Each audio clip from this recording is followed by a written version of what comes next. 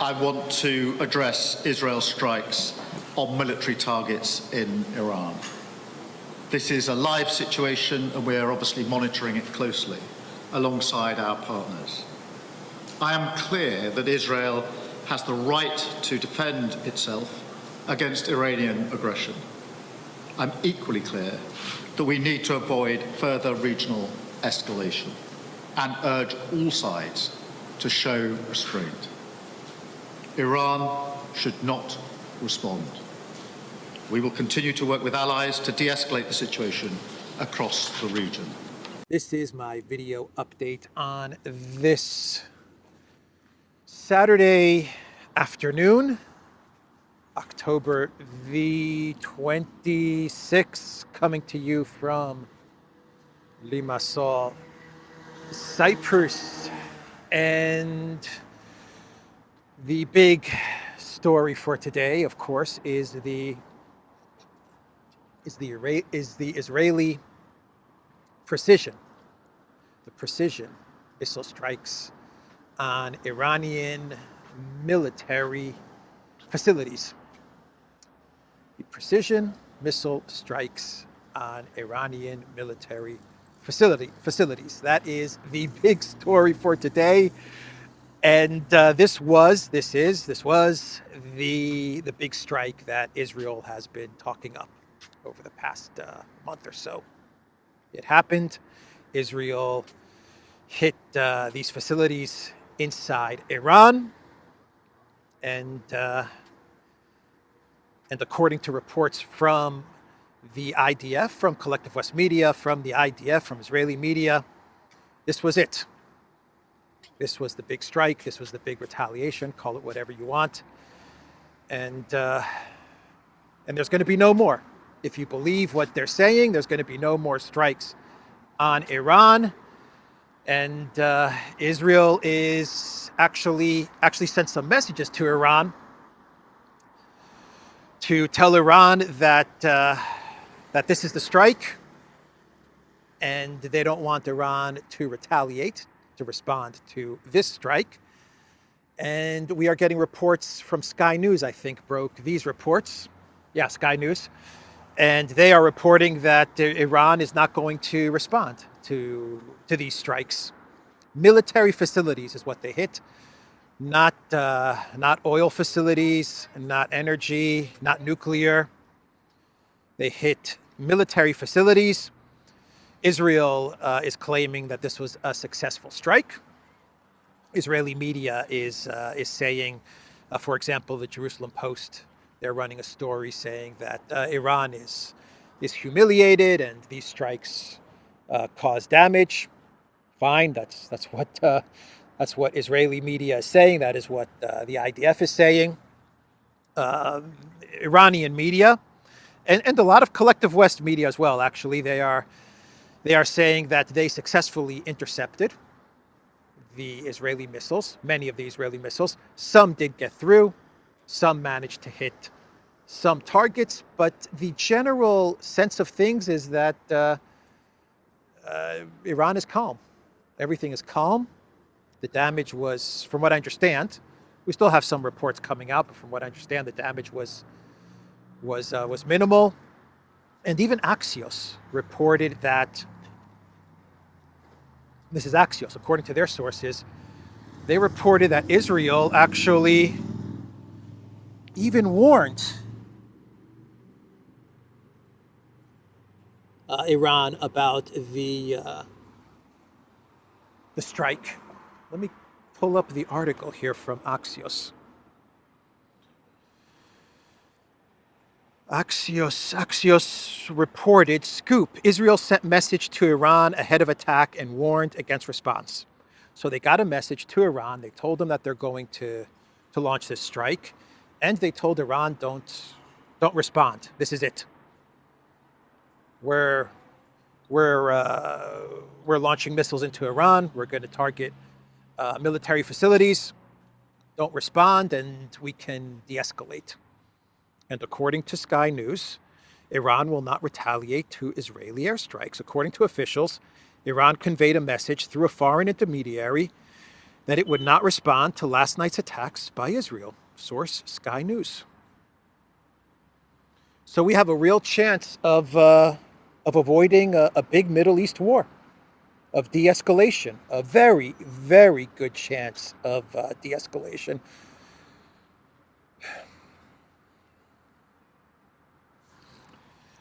So yeah, that's wow.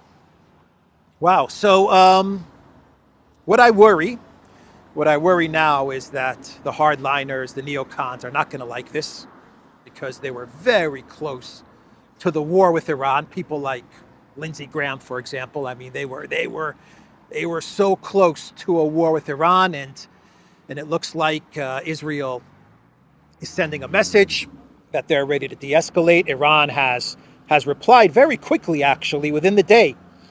Within the day, Iran replied to Israel's military strike and the messages that they sent to Iran, and Iran replied back and said, okay, we're not going to respond to these strikes because we were warned that the strikes were coming.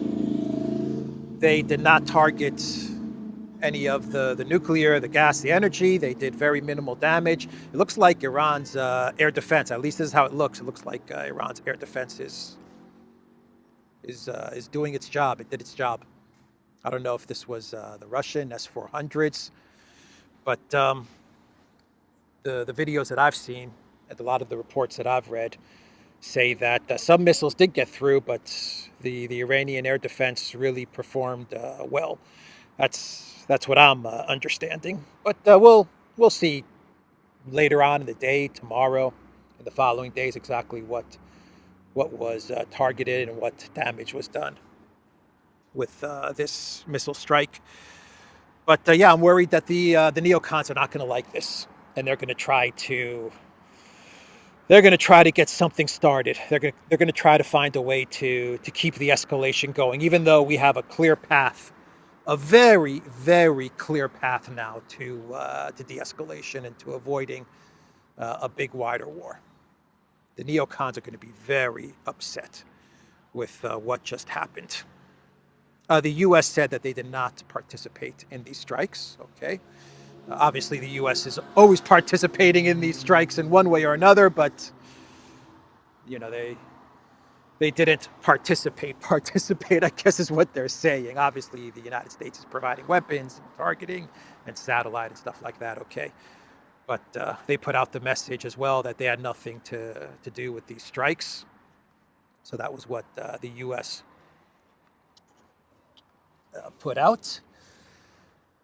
And what else? What else? And that's it. That's it, everybody. That was a strike. That was the strike. And we got Iran's response. Very quickly we got Iran's response, which is good news that Iran responded so quickly. Once again, it shows that Iran doesn't want a war. They don't want a wider war. So why the de-escalation, huh? Why the de-escalation? What do you guys think? Why all of a sudden are we getting Israel, not Iran? We know that Iran doesn't want a wider war, but why all of a sudden is Israel showing that they want to de-escalate? Well, things are not going well in Lebanon. We know that. The IDF announced, I believe the IDF did announce that they're going to be pulling out of Lebanon in about a week or two. So the conflict, the incursion into Lebanon and fighting Hezbollah in Lebanon did not go well. And it looks like Israel's going to be pulling out of Lebanon. At least that's the news that we got actually yesterday. This news came out. The Israeli economy is not doing well at all. So the longer all of this drags on, the worse it gets for the Israeli economy. Blinken was in the Middle East, and I think that Blinken He was traveling the Middle East, and my hunch, this is just a guess. Blinken, obviously, the State Department says they were traveling the Middle East, trying to de-escalate things, but trying to avoid a wider war. Maybe that's true, but I also believe that Blinken was meeting with various countries in the Middle East, seeing if they would allow Israel to use their airspace to engage with Iran. And I think every country that Blinken approached pretty much said no. So I think that was a factor. The countries in the Middle East said to Blinken, "We don't want any part of this war. We want nothing to do with this." So that would have made Israel's ability to engage in a wider war with Iran very, very difficult. And what else? What else? Why the de-escalation?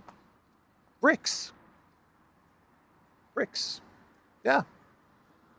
I think BRICS played a factor. Iran is a member of BRICS now. The Iranian president, he was in Kazan. Pezeshkian. He was in Kazan. Iran is now a member of BRICS, and they have all of BRICS' support. Russia, China, Brazil, India, South Africa, the UAE, Ethiopia, Egypt, the other 13 partner countries. So I think that played a role. I mean, Israel was probably looking at some sort of decapitation strike. I think that's what they were trying to do. That's what they were aiming for, because they know that they can't take on Iran in a war. I mean, Iran is huge. Iran is huge. The missile strikes from October the 1st, I think they freaked out the collective West. I think they even freaked out the United States, and they realized that they can't go toe to toe with Iran. Even the United States can't really go toe to toe with Iran. But the strategy over the past couple of weeks that Israel, I believe, was considering, and Alexander talked a lot about this as well, and we talked about this on the Duran, is they were looking at decapitation strikes, right? I think they came to the conclusion that if they want to take down Iran, the only way they'll be able to do it is via regime change. And so they had the decapitation strikes with Hezbollah, with Hamas, and they were thinking, okay, if we can somehow get Iranian leadership, then we can take out Iranian leadership, then we can cause the country to crumble and get some sort of regime change. And then the Iranian president shows up to BRICS. He's got all the support of BRICS, and my hunch is that the U.S. said, it's not going to work. We're not going to be able to take out Iran's leadership, and Iran's leadership has all the support of all of these countries in BRICS, all of these big powers in BRICS. That's just a hunch. And so they opted for de-escalation, and they opted for striking military facilities. That's probably what's happening here. And you know what else? Netanyahu, he could call elections, and he has a good chance of winning. So from a political level, Netanyahu is probably calculating, if I wind this down, call elections, I have a good chance of winning those elections. And so my position is stable. So maybe Netanyahu is calculating that he can wind things down as well. I don't know, just a hunch. So that's the news there. And the collective West, they can't get into a big war with Iran. They can't contribute to a big war in the Middle East. I mean, the U.S. can, but every other country in the collective West is pretty much demilitarized from Ukraine, right? There's no way the U.S. can put together a coalition of the willing, right? They can't put that together. I mean, even the UK came out with an announcement yesterday, the defense minister, defense secretary, John Healey, and he said that the UK military is not ready to fight.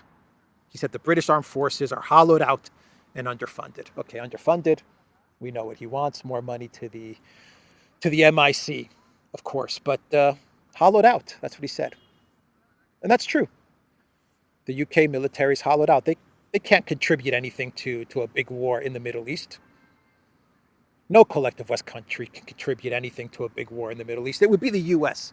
by itself, and even the U.S. has been demilitarized to a certain extent from Project Ukraine. Even the U.S. would be taking on a big risk if they had to engage with Iran head to head. It wouldn't be easy, and I think the Pentagon knows it. I definitely believe the Pentagon knows it. So that's the news, everybody, with the big strike on Iran. We wait and see. And my only fear right now, my big fear, not my only fear, my big fear is that the neocons are not going to give up. And they're going to try to figure out ways to push for more escalation. So the other big story from, do I have any more coffee left? No, I'm done. The other big story is from yesterday was Trump and Rogan, right? Trump was on Joe Rogan. 3 hours. They spoke for 3 hours. And it wasn't an interview. It was a conversation, which is really the format for Joe Rogan. It's not really an interview. He doesn't, Joe Rogan doesn't, when he has guests on, he doesn't press them. He doesn't try, he doesn't throw gotcha questions at them. He just has a conversation with them. It's not really an interview. It's just more of two people hanging out and talking. And that's what you got yesterday. And it worked. It worked for Trump. Rogan and Trump just had a good 3-hour conversation. There were times when Trump was even asking Rogan what he thinks about certain things, like what he thought about MMA fighters and stuff like that. And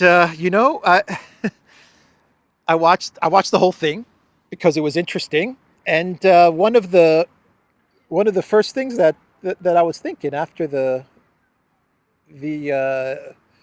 podcast ended was this is the guy that the globalists go on and on about, that he's Hitler. This is the guy, really? There is no way that you can watch that podcast and come away thinking this guy is an authoritarian dictator.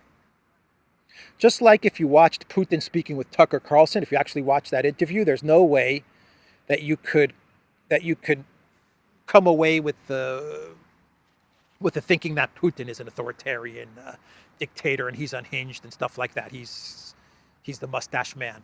There's no way. The same thing with Trump and Rogan. There's no way you could have watched that conversation and said, yeah, this guy's the next Pol Pot, Stalin, Hitler, and and who else? I don't even know. All rolled into one, right? No. So this is a big win for Trump. It was a big win for Trump. And you know what? Kamala Harris should go on Rogan. She said she was going to go on Rogan. Then her team canceled because they said there's scheduling issues. She should go on Rogan because, to be honest, it's not going to be that difficult.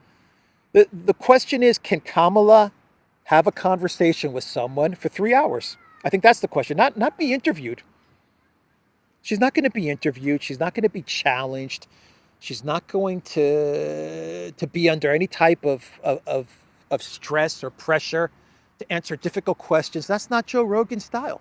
He even said it in the discussion with Trump. They were actually talking about Kamala Harris. And Trump said, I would like to see her on this show. And Rogan said, I would just want to talk to her, just get to know the person. So she should absolutely do Rogan.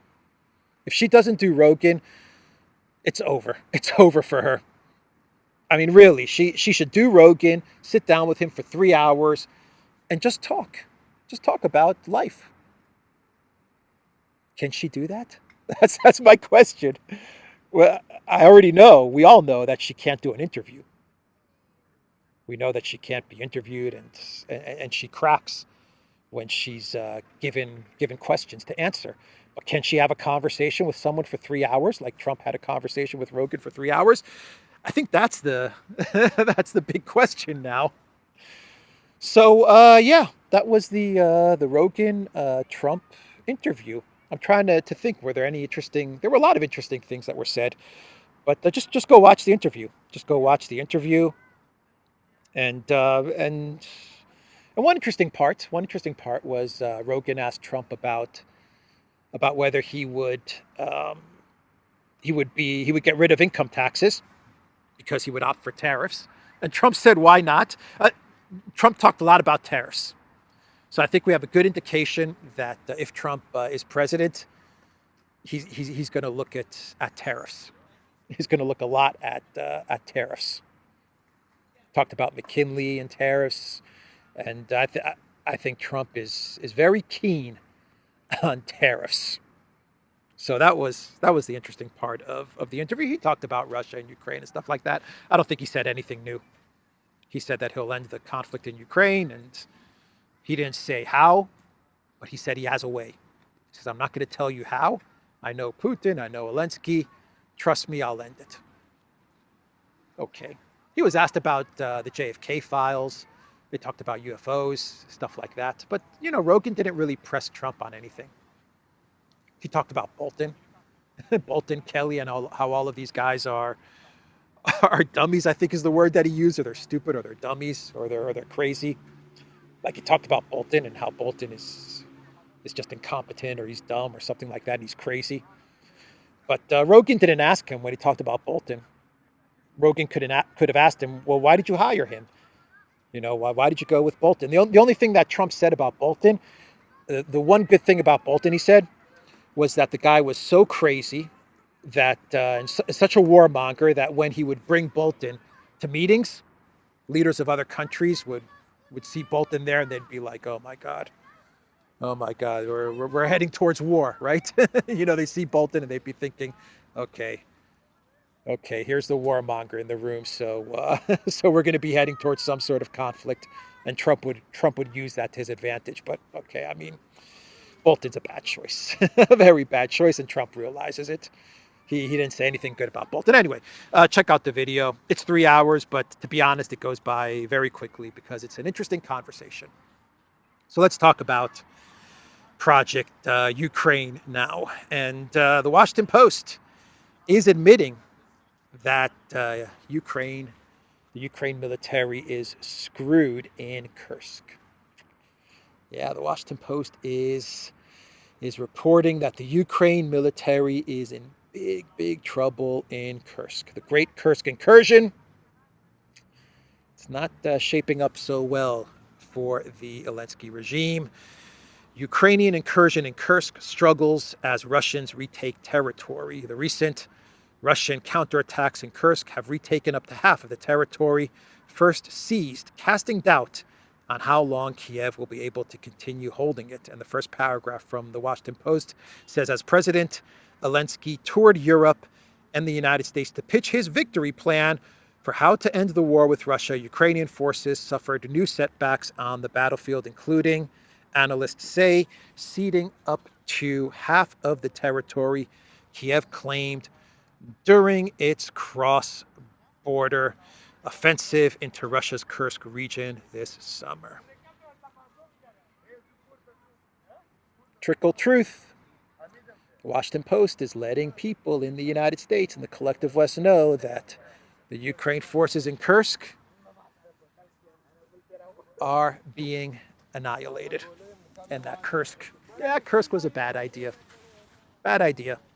Not such a good idea. find a trash to toss this. So Putin was interviewed yesterday, and he was asked about Kursk, and a quick interview. And he was asked about what's going on in Kursk. And Putin, he said that there are 2,000 Ukrainian soldiers encircled in Kursk right now. Encircled and facing annihilation. Russian elite soldiers, he said, have encircled these troops. They can't get out. They're trapped. And the most interesting part is that the Ukraine military is not really telling them that they're trapped and they're doomed. That is what Putin said. And for Putin to say that, when Putin comes out and says something like that, then you know that he has been briefed by the general staff, by the Security Council. They've told him exactly the situation, and take it to the bank, 100%. There are 2,000 Ukrainian troops trapped in Kursk, and they're going to be, if they don't surrender, they're going to be annihilated. So that is what Putin revealed yesterday. And Orban, this is a great story, everybody. This is such a good story. Viktor Orban, the other mustache man, right? Orban, Putin, Xi Jinping, Trump. They're all mustache men. Fico, they're all authoritarian dictators. But then when you listen to them talk, you listen to them give interviews, you listen to them have conversations, you realize that these are pretty smart, pretty intelligent, normal people, good leaders is what you realize. Very rational people. Orban, he said that the West is going to lose the war in Ukraine. He just came out and said it.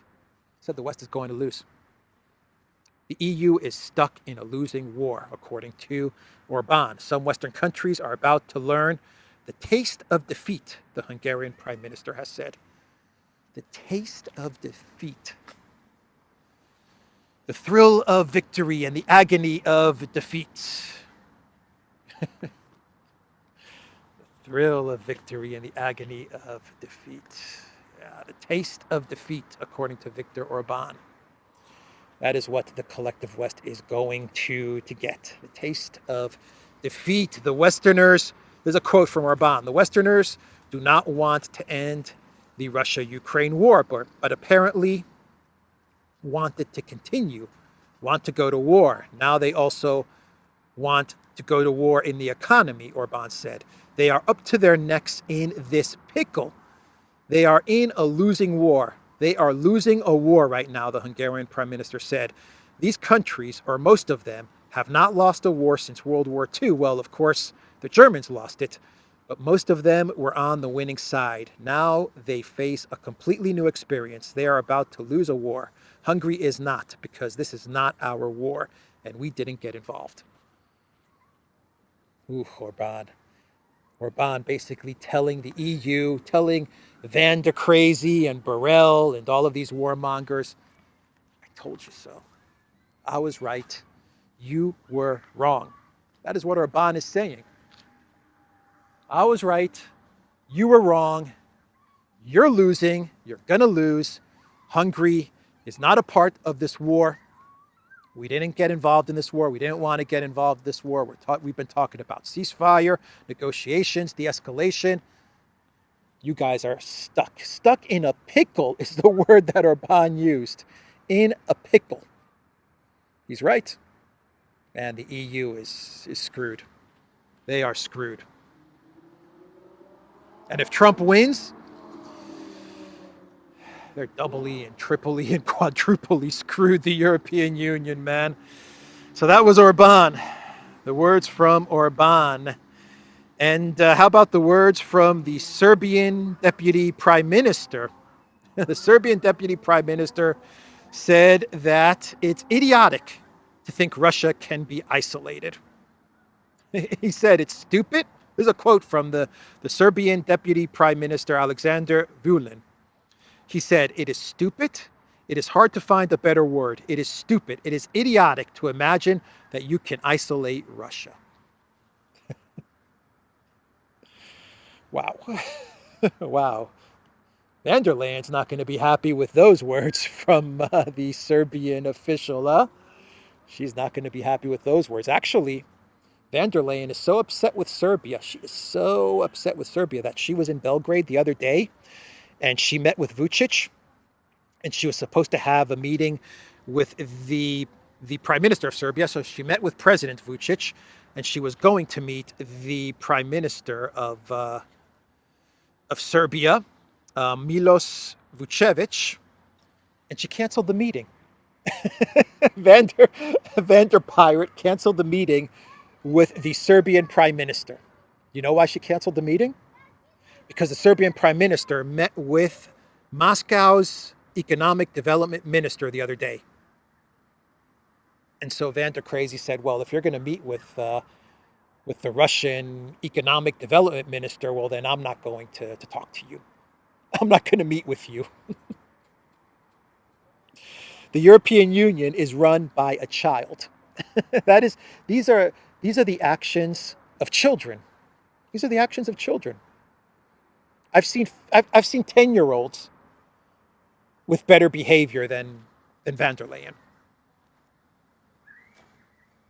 Unfreaking believable, man. Unbelievable. Because the Serbian Prime Minister met with a Russian official, Van der Leyen canceled her meeting with him. She's in Belgrade. She was in Belgrade. She met with Vucic. She could have met with the Prime Minister. Very easy.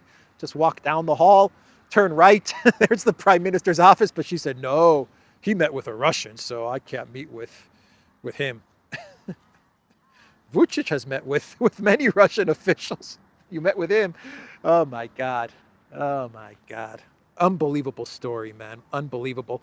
And Margarita Simonian, the editor-in-chief of RT, she said that Van der Leyen, while she was in Belgrade, she had a meeting, and from what I understand, this meeting took place right next to RT's offices in Belgrade. Like right next to RT's offices. Van der Leyen was right there. Right there, close to RT. And Simonian said Ursula von der Leyen was next to our RT Serbia today. Journalists thought she was coming to surrender, but no.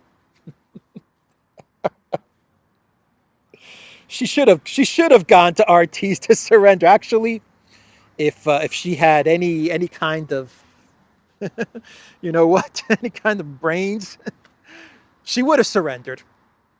Yeah. For the good of Europe, for the good of the EU, for the good of Ukraine. Absolutely. That's the right thing to do, is to surrender. And end all of this. Unbelievable, man. Unbelievable. And Charles Michel, the EU Council President, Van der Leyen's right-hand man, he gave an interview to the Financial Times. And this is right as BRICS is going on. Very successful BRICS Kazan, right? The whole event is going on. And half of the world's population, 13 partner countries, half of the world's population, India, China, Brazil, Russia, all of these countries, the United Nations at BRICS Kazan. And Charles Michel speaks to the Financial Times, seeing everything going down in Russia. And what does he tell the Financial Times? That the EU has to stop lecturing the world. The EU has to stop lecturing the global South. That's what Charles Michel said to the Financial Times. The bloc needs to show more respect towards developing countries, according to Charles Michel. Okay, now the EU needs to stop lecturing the global South. Now the EU has to show respect. Has to show respect to developing countries, right? Now that BRICS Kazan, now that BRICS is so successful, now that BRICS has all the momentum, now that BRICS is the future for so many countries and for so many people, for billions and billions of people, and the EU is pretty much irrelevant. I mean, no one even cares about the EU, to be honest. Only in the collective West. Only countries that are in the EU care about the EU because we're trapped inside of the European Union. But after seeing Kazan, Charles Michel said, "Oh crap, oh crap." Now they have alternatives. Now they have choice. And who are they going to choose? They're going to choose BRICS, because BRICS doesn't lecture and doesn't preach and doesn't demand of them certain things, values, EU values. You need those EU values, global South countries, or else we're going to regime change you. We're going to cut off your funds. We're not going to give you a loan. We're not going to give you money, whatever. What are they telling Hungary? Hungary, a member of the European Union, and because the Hungarian people voted for Orban, the EU is telling them that they can't have their 20 billion euros or whatever the amount is. And now Charles Michel is saying, "Oh, we should stop lecturing countries of the global South." So that was an interesting interview from Michel on the Financial Times, and the IMF. And the IMF, they put out a report. The IMF put out a report which said that Russia is now the fourth largest economy if you go by purchasing power parity in the world. China, I believe China's number one, the US number two, India number three, and Russia number four. 3 BRICS countries in the top 4. China, India, Russia. The United States needs to get out of the whole collective West thing. The United States needs to ditch Europe, the collective West, all that stuff, and get on board with the rest of the world. Yeah. Russia, the number 4 economy, and this is the IMF too. The IMF despises Russia, right? They tried to destroy Russia. They want to destroy Russia, but they had to admit that Russia's economy is booming because of the sanctions. That's what they had to admit. So that was interesting. Let's do some clown worlds, and we will wrap this video up. So the Washington Post, the Bezos Washington Post, is freaking out because, well, not the Washington Post, staff at the Washington Post are freaking out because the Washington Post is refusing to endorse Kamala. They refuse to endorse Kamala Harris. I believe this is the first time that the Washington Post is not endorsing a presidential candidate since 1988. 1988. So staff at the Washington Post are very upset. They wanted the WAPO, the Bezos Washington Post, to endorse Kamala. Kagan, the husband of Victoria Nuland, he's an editor-at-large at the Washington Post. Did you guys know that? I didn't know that. And he quit.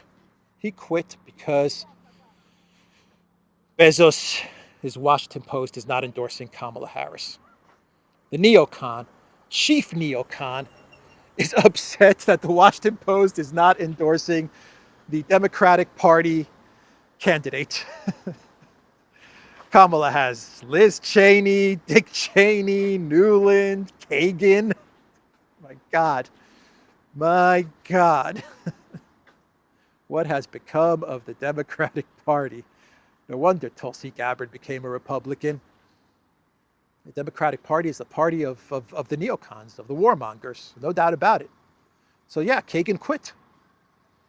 Kagan quit. Just a small town boy. Just a small town boy living in this lonely world. I forgot the verse. I forgot how the song goes. Just a small town girl living in this lonely world. She took the midnight train going anywhere. Just a small town boy, born and raised in South Detroit. He took the midnight train to Washington, D.C. with one goal: to destroy the Russian Federation. That's Robert Kagan. Yep, he quit. You know why Bezos is not endorsing Kamala Harris? Because he has a sense that, a sense that Trump might win. And you know, Amazon is tied into so many government contracts. And Bezos knows that he doesn't want to piss off Trump in case he does win. It's not a definite, but chances are looking pretty good.